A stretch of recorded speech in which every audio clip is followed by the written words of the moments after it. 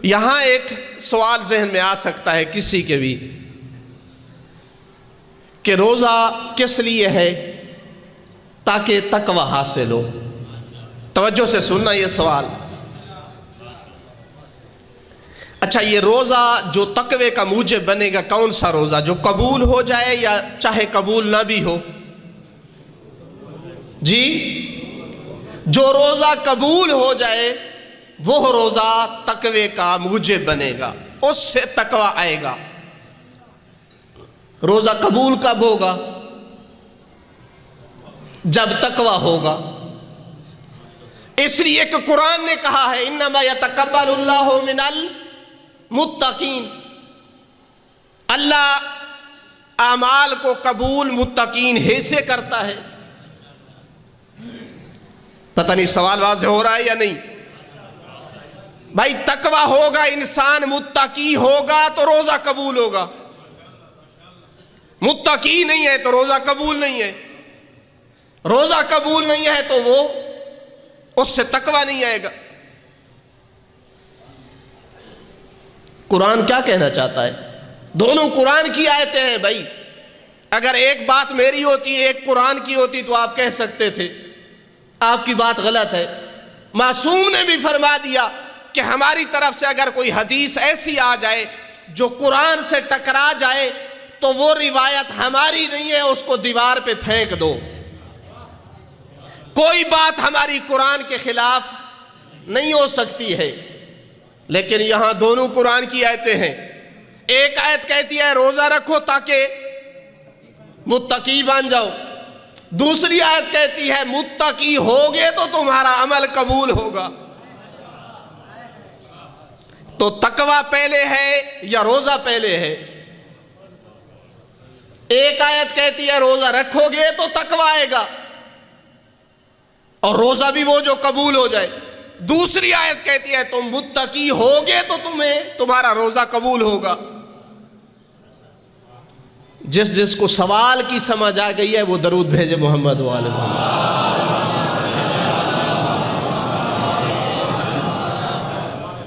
میں چونکہ ابھی تک پڑھنے پڑھانے میں مصروف رہتا ہوں تو مجھے مجلس بھی ویسے درس والی آتی ہے۔ مختصر انداز میں اگر جواب عرض کروں تو کہا جا سکتا ہے قرآن کی ان دونوں آیتوں کو اگر سامنے رکھ کر دیکھا جائے تو قرآن یہ پیغام دینا چاہتا ہے کہ تقوی کی بہت ساری منازل ہیں۔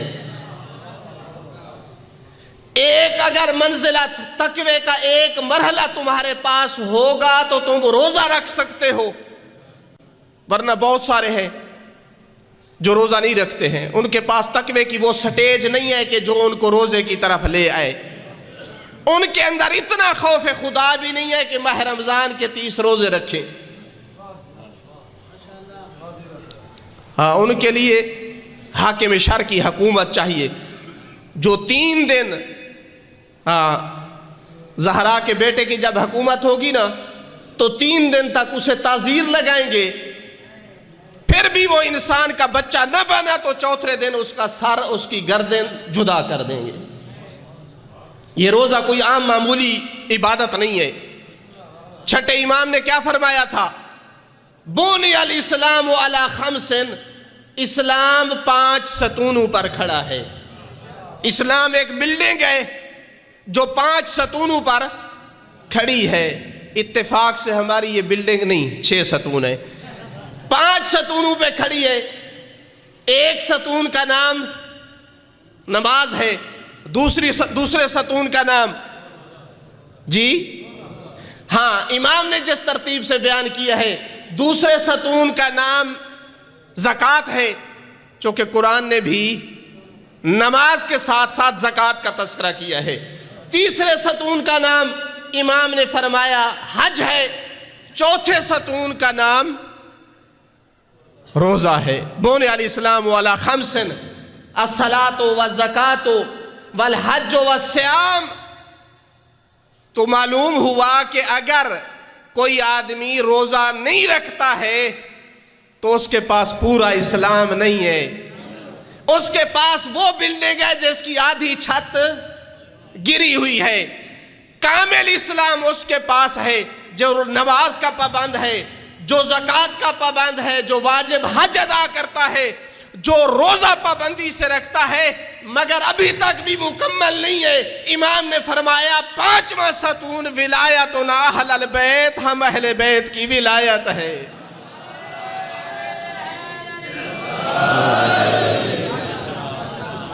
اب ممکن ہے کہ کوئی سمجھتا کہ یہ پانچوں برابر ہیں، یہ نماز ہے، یہ روزہ ہے، ارکان اسلام ہے، ولایت اہل بیت بھی ایک رکن ہے۔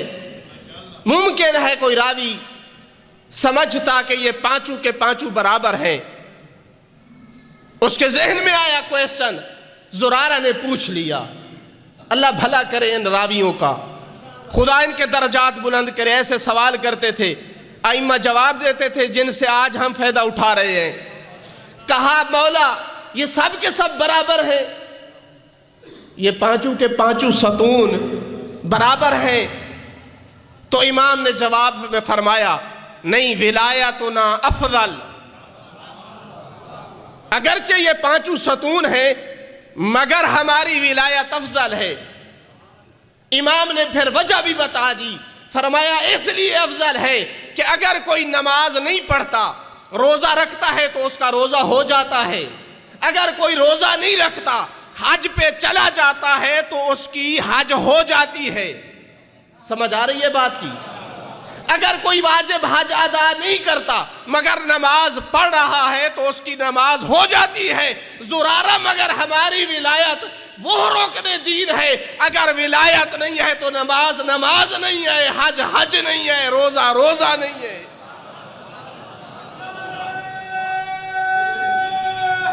حیدری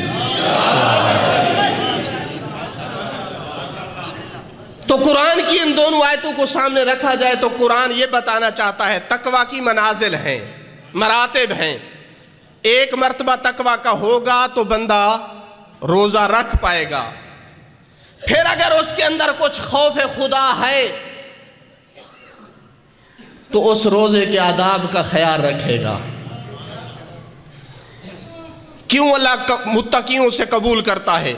اس لیے کہ اگر خوف خدا نہیں ہے اور روزہ بھی رکھا ہوا ہے، لوگوں کی غیبت کر رہا ہے، حرام پہ افطار کر رہا ہے، غریبوں اور یتیموں کو ستا رہا ہے، لوگوں کی عزتوں کو پامال کر رہا ہے، سحر و افطار حرام مال پر ہے،